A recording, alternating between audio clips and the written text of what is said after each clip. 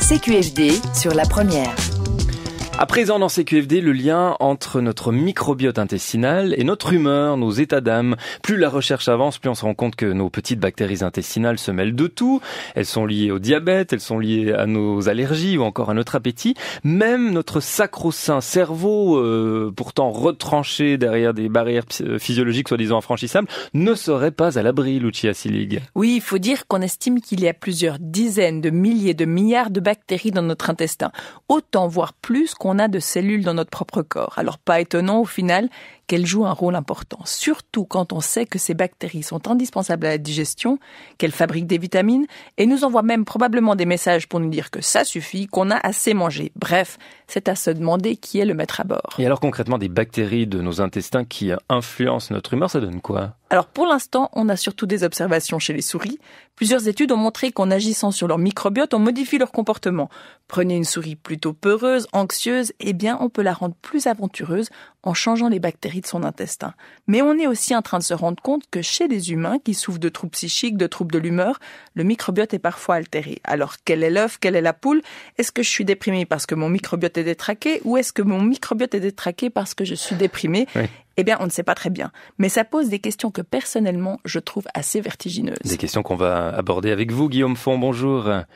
Bonjour. Merci d'être en duplex de notre studio de Paris, accueilli par Alexandre Lemierre. Vous êtes psychiatre, chercheur à la Fondation Fondamentale. On parle des liens entre le microbiote intestinal et l'humeur. Qu'est-ce qu'on entend par humeur au juste là ? C'est quoi, l'envie de siffloter le matin en allant au travail ? Alors l'humeur, c'est un concept évidemment subjectif, c'est la jauge de notre morale. On a des fluctuations normales de l'humeur dans la vie de tous les jours. Quand on a des bonnes nouvelles, on se sent plutôt gai. Quand on a des mauvaises nouvelles, on se sent plutôt triste. Donc ça, jusque-là, c'est normal. Par contre, l'humeur peut se déréguler vers le haut ou vers le bas. Alors c'est plutôt souvent vers le bas qu'on s'en plaint. Et cela donne ce qu'on appelle la dépression, c'est-à-dire une humeur qui reste basse de façon anormale et ça commence à retentir sur le fonctionnement, sur le travail, sur la vie de couple, la vie familiale, etc. Mais cette idée qu'il y a un lien entre le microbiote, ou du moins l'intestin et l'humeur, est-ce que c'est récent ? Ça date de l'essor de la recherche dans ce domaine, dans le domaine du microbiote, ou est-ce que c'est déjà une idée qui était plus ancienne ? Alors, on pense que c'est un effet de mode parce qu'on en parle beaucoup, c'est très médiatisé depuis 3 années. Mais en vérité, quand on regarde l'historique de la recherche en santé mentale, on voit qu'au début du XXe siècle, il y avait déjà des chercheurs, des psychiatres anglais qui proposaient de traiter la mélancolie, donc une forme très sévère de dépression, par des extraits de ferments lactiques, c'est-à-dire des bactéries qu'on trouve dans le lait. Donc ça date pas d'hier.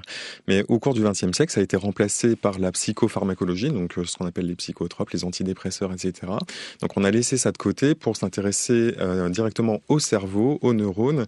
Et là, maintenant, on en revient parce que, comme vous l'avez dit, ce cerveau, il est en interaction avec le reste de l'organisme et il peut être influencé notamment par les bactéries de notre tube digestif. Voilà, alors ce tube digestif, avec ces bactéries qui s'y trouvent, et puis les liens avec l'état mental, il y a des expériences qui sont assez parlantes, notamment un test qui montre que si on donne à des souris certaines bactéries, ça a le même effet que de leur donner des antidépresseurs, Lucia. Oui, alors c'est une étude qui date déjà un peu parce qu'elle a été publiée en 2011 par des chercheurs irlandais, mais je trouve qu'elle est particulièrement illustrative. John Cryan et ses collègues de l'université de Cork ont mis en place un dispositif qui est normalement utilisé pour tester les antidépresseurs, comme le Prozac. Ça s'appelle le test de natation forcée. On fait nager des souris, ce sont de très bonnes nageuses. Mais si on les met dans une situation où il n'y a aucun moyen de s'échapper, au bout d'un moment, elles abandonnent, elles se laissent aller au désespoir.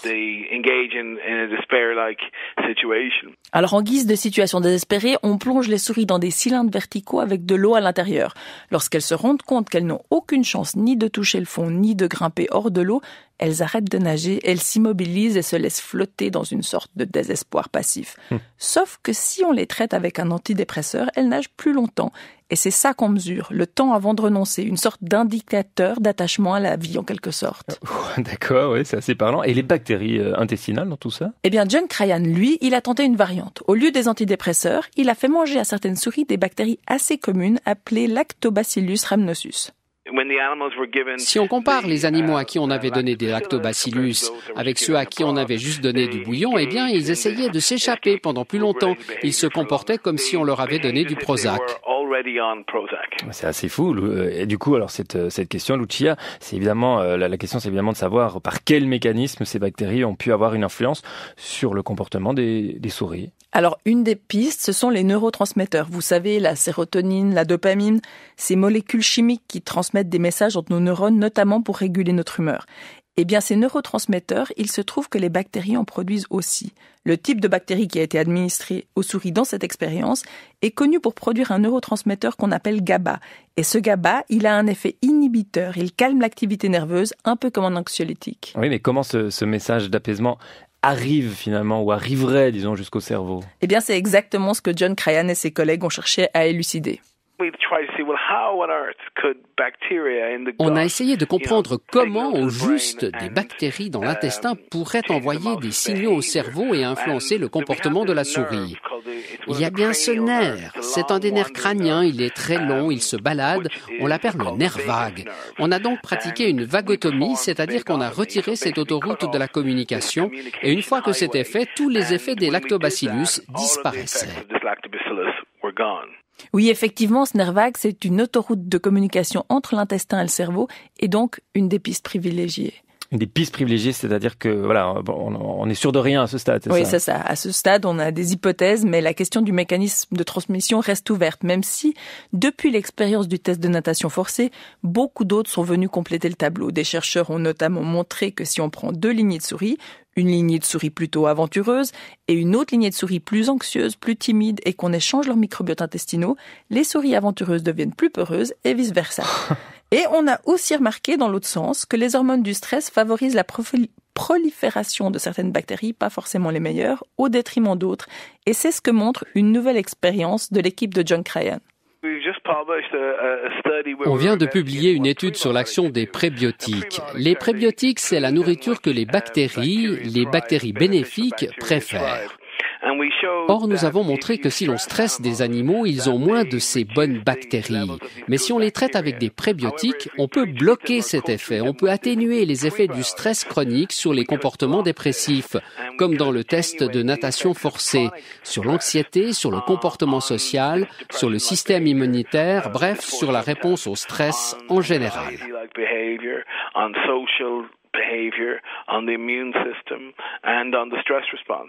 Et donc, on obtient beaucoup d'informations de toutes sortes qui indiquent que les microbes jouent un rôle central. Qui plus est, dans une étude publiée l'année dernière, nous avons examiné le microbiote de personnes déprimées et nous avons constaté que ce microbiote manquait de diversité. Nous avons ensuite transféré ce microbiote chez des rats et cela a de nouveau modifié le comportement et la physiologie des animaux. Ils étaient plus anxieux, ils souffraient de ce qu'on appelle l'anédonie, la perte de plaisir à faire des choses que vous aimiez faire avant. Il y avait aussi des changements dans leur réponse inflammatoire. Et tout ça, ça nous aide à passer des simples corrélations aux liens de cause à effet, c'est-à-dire qu'il y a quelque chose dans le microbiote qui contrôle beaucoup de ces comportements centraux dans les troubles de l'humeur. Alors ça fait beaucoup d'études, beaucoup de nouvelles données ces dernières années, avec toujours une même conclusion, les bactéries de nos intestins influencent notre humeur, mais on a encore du mal à expliquer comment. On l'a entendu, il y a plusieurs théories. On a notamment évoqué les neurotransmetteurs que les bactéries produisent. Guillaume Font, je rappelle que vous êtes psychiatre, chercheur à la Fondation Fondamentale. Ces neurotransmetteurs constituent-ils, selon vous, une piste intéressante ? Alors oui, les neurotransmetteurs font partie des pistes intéressantes. Par contre, il faut bien souligner qu'en conditions normales, ces neurotransmetteurs n'influencent pas le cerveau. Sinon, ça voudrait dire qu'en mangeant par exemple des yaourts, on aurait tout de suite un effet euphorisant. Donc ça ne serait pas possible pour notre cerveau. Donc le cerveau est protégé de cela. Donc normalement, il y a une première barrière qui est celle de l'intestin et une deuxième barrière qui est celle qui entoure le cerveau. Par contre, dans certaines conditions anormales, donc là, John Cryan a parlé de l'inflammation. Cette inflammation, donc c'est une réaction normale de l'organisme face à une agression, une attaque, une perturbation. Et ben cette inflammation peut modifier la perméabilité de l'intestin. Et donc il peut y avoir des choses qui commencent à circuler dans le sang. Donc c'est ce qu'on appelle des marqueurs anormaux bactériens. Et ça peut fortement perturber, créer de l'auto-immunité, perturber le cerveau, etc. Dans les autres pistes qu'on peut signaler, il y a le nerf vague aussi, qui est le nerf qui innerve notre intestin. C'est le plus long nerf de l'organisme. Et 80% des informations de ce nerf vont du bas vers le haut, c'est-à-dire que 80% informent notre cerveau sur ce qui se passe dans l'intestin. Donc ça, c'est une des pistes aussi très intéressantes. Et puis, il y en a encore d'autres qu'on est en cours d'exploration. Oui, alors John Crean parle du microbiote altéré des personnes déprimées. Est-ce qu'on a aussi fait d'autres observations qui vont dans ce sens, des observations où plutôt que de partir du microbiote, on part d'un trouble psychique et on se rend compte que la personne a aussi un microbiote particulier? Exactement. Donc ça, c'est la prochaine étape de la recherche. On s'est rendu compte que chez des patients, c'est pas que dans la dépression, on est en train d'étudier ça énormément dans l'autisme chez les enfants, parce que donc c'est une maladie qui se déclenche avant 3 ans, et on a retrouvé des perturbations du microbiote chez les enfants qui souffraient d'autisme, et on a aussi pu le démontrer chez des personnes adultes qui souffraient de troubles bipolaires et de schizophrénie. Donc maintenant, la question c'est, est-ce qu'il y a une relation de cause à effet? Est-ce que c'est la perturbation du microbiote qui a déclenché le trouble mental? On a de fortes raisons de le penser, parce que les études animales que vous avez citées ont démontré que les bactéries dans notre tube digestif influençaient le développement du cerveau. Dans les premières années de la vie, on a pu démontrer que des perturbations des bactéries pouvaient entraîner des perturbations du développement du cerveau. Donc ça, c'est plutôt du côté de l'autisme, puisque c'est une maladie qui se déclenche très tôt. Et donc chez les personnes qui souffrent de troubles bipolaires, donc c'est un trouble de l'humeur qui alterne des dépressions et des phases d'euphorie, on retrouve ces perturbations là aussi.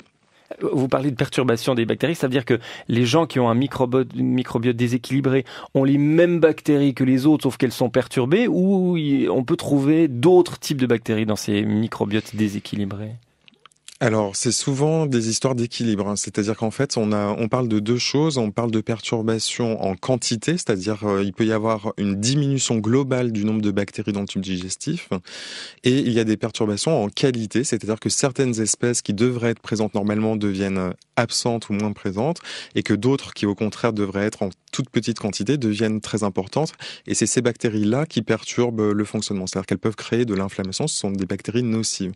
Normalement, les bactéries de notre tube digestif, leur première fonction, c'est de nous protéger. Et quand cette protection diminue par tout un tas de facteurs, ça peut être par l'alimentation, ça peut être par la consommation d'alcool et de tabac, et puis ça peut être aussi par des facteurs qu'on ne connaît pas encore. Et quand ces mécanismes de protection-là sont diminués, donc ça crée des perturbations qui ensuite vont perturber l'ensemble de l'organisme. Mais est-ce qu'il y a un microbiote qui est normal, ou est-ce qu'il y a toutes sortes de microbiotes différents dans la population ? C'est une excellente question. Donc l'étude que vous avez citée suggère qu'il y a ce qu'on appelle des entérotypes. Alors qu'est-ce que ça veut dire, un mot compliqué, pour dire qu'en fait on trouve plusieurs types de microbiotes qui a priori ne sont pas pathologiques, c'est-à-dire qu'il y aurait plusieurs types de microbiotes chez des individus qui n'ont pas de problème de santé. Et on a pu démontrer que ces types de microbiotes-là ne dépendaient ni de l'âge, ni du sexe, ni de l'ethnie. C'est-à-dire qu'on a inclus des Américains, des Hollandais, des Japonais, des Français, des Italiens, et on n'a pas trouvé de facteurs clairs, faciles à identifier. Donc on est en train de se poser la question, est-ce que finalement ce serait pas plus intéressant en médecine de caractériser les gens par leur microbiote que par exemple par leur groupe sanguin, la couleur de leurs yeux, etc. Et tout ça, on se dit, et on l'a déjà dit, c'est assez vertigineux, c'est à se demander, quand on n'a pas le moral, si c'est nous ou si c'est notre microbiote qui avons le blues. Alors, donc ça, effectivement, ça veut dire, quand j'ai pas le moral, je peux aussi me poser la question, qu'est-ce que je fais pour prendre soin de mes bactéries? Est-ce que je me nourris bien? Est-ce que je mange des produits frais? Est-ce que je fume? Est-ce que je bois de l'alcool? Ça, on sait que ce sont des facteurs qui perturbent l'humeur. Avant, on pensait que c'était des effets directs sur le cerveau. Maintenant, on sait que ça peut aussi passer par les bactéries, parce que il y a une équipe qui travaille à Créteil, par exemple, sur les liens entre l'alcoolisme et les bactéries du tube digestif. Et puis, tout ça, c'est un peu désacralisant pour notre cerveau de penser que pour finir, il n'est pas tellement le grand maître à bord, il est peut-être téléguidé par des petits minuscules organismes. Alors c'est la suite de la désacralisation de l'humanité, effectivement, parce que il y avait déjà eu Copernic qui nous a expliqué que la Terre n'était pas au centre de l'univers. Après, on a eu Freud qui nous a expliqué que tout était pulsion inconsciente. Et maintenant, on est dans cette fameuse théorie de la manipulation par les micro-organismes. Alors, on a des démonstrations très claires dans le monde du vivant que des parasites peuvent manipuler leurs hôtes. Et maintenant, on est en train de prendre conscience que finalement, vu qu'on a plus de bactéries bactéries dans le corps que de cellules, on pourrait se concevoir comme des exosquelettes qui transporterions comme ça nos microbiotes, et que finalement peut-être que toutes nos interactions, se serrer la main, s'embrasser, etc., n'auraient peut-être pour but que de s'échanger nos bactéries pour qu'elles puissent choisir comme ça ce qui leur convient le mieux. Voilà.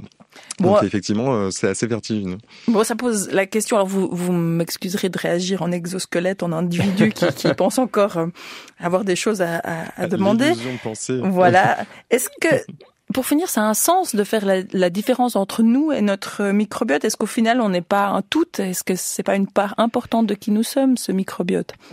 Alors, je pense que d'un point de vue philosophique, c'est extrêmement important. On avait l'idée, à un moment donné, que l'homme était détaché de la nature et que, voilà, il pouvait la dominer, et, voilà, qu'il était indépendant. Il y a eu toute la conception religieuse, avec une âme détachée, etc., et un homme détaché de la création, complètement à part de la création. Et ces études-là nous rappellent que nous sommes à la fois un mélange de psychisme et de biologie, et que les deux sont très solidement intriqués l'un dans l'autre. L'un ne va pas sans l'autre. Mais donc, si ça, c'est une part importante de nous-mêmes, ce microbiote, il faut qu'on se renseigne. Comment est-ce qu'il se forme? Comment est-ce qu'il se compose? Est-ce que tout est joué à la naissance, via le transfert de bactéries par la mère à l'accouchement? Ou est-ce que c'est ce qu'on mange, notre environnement, d'autres choses? Qu'est-ce qui influence sa composition? Alors ça fait partie des grandes questions de la recherche actuelle. Alors ce que l'on sait, c'est que le microbiote se forme dans les 2 premières années de la vie. Ensuite, il reste relativement stable. Et donc on sait par exemple que les enfants qui sont nés par césarienne ont des microbiotes qui sont différents, ce qui ne veut pas dire que c'est bien ou pas bien de naître par césarienne. Il faut faire les différences d'ailleurs entre les différents types de césarienne. Et donc actuellement, dans beaucoup de cliniques dans les pays anglo-saxons, maintenant ce que l'on fait, c'est qu'on propose pour les femmes qui naissent par césarienne de poser un tampon dans le vagin de la mère pour ensuite en badigeonner les voies aériennes supérieures de l'enfant, donc le nez et la bouche, pour que l'enfant puisse se coloniser par les bactéries du vagin de sa mère, qui sont effectivement les bactéries à l'origine de la formation du microbiote et qui ont pour but de protéger l'enfant d'autres virus ou bactéries beaucoup plus agressifs qui pourraient nuire à sa santé. Donc ça, c'est une première observation. Une deuxième observation, c'est qu'effectivement, un changement de régime alimentaire, donc on a pu démontrer que si on passe par exemple d'un régime très riche en graisse et en sucre à un régime très riche en protéines et en fibres, en 2 semaines, les bactéries du tube digestif sont modifiées. Donc on a cette capacité, cette souplesse dans notre tube digestif de s'adapter aussi à l'alimentation que nous absorbons. Donc ça, c'est un message très important pour les personnes qui ont par exemple des troubles digestifs où on n'a pas retrouvé de cause identifiée. On pense maintenant que cette cause peut se situer dans les bactéries et donc il ne faut absolument pas négliger le changement d'alimentation. Et maintenant, il y a tout un courant de recherche qui montre que notre alimentation influence notre psychisme, notre humeur. Oui, c'est ça. Alors on est vraiment arrivé au dernier chapitre qui nous intéressait, c'est-à-dire ce chapitre de que peut-on faire avec vous, Guillaume Font, et donc prioritairement modifier son alimentation, éviter la graisse et le sucre, c'est ce que vous nous dites. Alors, il est très important de repérer effectivement dans notre alimentation que beaucoup des produits que nous absorbons actuellement ont perdu de leur qualité nutritive et donc notamment tous les produits qui sont modifiés. Et donc du coup, on a beaucoup de sucre caché dans l'alimentation. Donc pour les personnes qui justement se posent la question comment je peux faire pour prendre soin de mon microbiote, bon, il n'y a pas de grande découverte. Il s'agit de manger des produits frais, de privilégier les légumes verts. Il y a ce qu'on appelle les prébiotiques, c'est les aliments qui vont favoriser la pousse des bonnes bactéries dans l'intestin. Et les probiotiques, là, ce sont carrément des bactéries qu'on va absorber. Donc, on peut en trouver par exemple dans les yaourts. Par contre, la majorité de ces bactéries sont décapitées par l'estomac. C'est la fonction de l'estomac de stériliser l'alimentation. Donc, parfois, il faut prendre des compléments alimentaires. Mais donc là, on est en train d'étudier l'efficacité de ces compléments alimentaires de probiotiques dans la dépression. Il y a une revue de la littérature qui a été publiée récemment avec des premiers essais. Donc il y a une dizaine d'études actuellement qui suggèrent que ça pourrait être intéressant de proposer aux personnes dépressives de prendre des probiotiques en complément des traitements habituels. Alors ça, c'est les probiotiques et les prébiotiques que vous signaliez tout à l'heure. C'est quoi? Donc les prébiotiques, c'est tout ce qui est dans les salades, par exemple salades vertes, qui sont riches en fibres, donc qui vont favoriser la pousse des bactéries, parce que nous ne digérons pas la cellulose qu'il y a dans la salade, et par contre les bactéries, elles, s'en régalent. Et donc on en trouve aussi dans tous les légumes verts. Donc ce que l'on recommande par exemple, c'est que à chaque repas, la moitié de l'assiette soit composée de légumes verts. Et ensuite de limiter aussi tout ce qui est inflammatoire dans l'alimentation, c'est-à-dire la viande et les laitages. Mais ça veut dire que manger de la salade, peut vous redonner l'envie de siffloter en allant au travail? Alors, moi, à titre personnel, j'ai une conviction là-dessus. Je crois que le proverbe disait quand tu manges de la salade, tu n'es jamais malade, quelque chose comme ça. Je recommande vraiment à mes patients, alors ça fait sourire parce qu'on dit le docteur Guillaume Font, il veut soigner la dépression avec des yaourts et de la salade. J'ai vraiment la conviction qu'il est très important d'absorber des fibres et des protéines en quantité importante parce que actuellement notre alimentation est vraiment trop saturée de sucre et de graisse. Et sans que ça se voit forcément, c'est-à-dire que ça peut être dans les plats en sauce, ça peut être dans les plats préparés qu'on achète tout prêt quand on n'a pas le temps de manger. Et donc c'est assez compliqué de faire la part des choses. Et donc par rapport à ça, vraiment, je recommande aux personnes qui nous écoutent, s'ils le peuvent, d'essayer de manger une salade verte par jour, parce que donc ça augmente le volume du bol alimentaire, donc ça cale plus vite, ça remplit plus vite l'estomac, c'est hypocalorique et en plus ça nourrit les bactéries du tube digestif. Mais une salade complète Alors moi, ce que je recommande, je vous donne ma petite recette. Oui, si allez-y, oui. Moi, ce que je recommande, c'est une salade verte en fait, dans laquelle on va pouvoir rajouter plein de choses qui sont également bonnes à la fois pour le microbiote et pour l'organisme, notamment des oméga 3 qu'on peut trouver sous la forme d'huile d'olive ou d'huile de noix. Les noix sont très riches en oméga 3, donc on peut rajouter des noix. Et après, ce que je propose pour agrémenter, c'est par exemple du fromage de chèvre pour éviter la caséine de lait de vache qui peut être inflammatoire, et de mélanger ça avec du miel, parce que le chèvre-miel, ça plaît beaucoup et ça surprend agréablement dans les salades. Et donc là, vous avez un plat très rapide à préparer et que vous pouvez proposer en toutes circonstances à vos invités, etc. Quand nos intestins et les bactéries qui s'y trouvent, enfin qu'on y trouve par milliards, influencent notre humeur, dossier préparé par Lucia Sillig et notre invité aujourd'hui dans CQFD, Guillaume Font. Merci d'être venu aujourd'hui dans l'émission. Merci. Je rappelle que vous êtes psychiatre, chercheur à la Fondation Fondamentale. CQFD sur la première.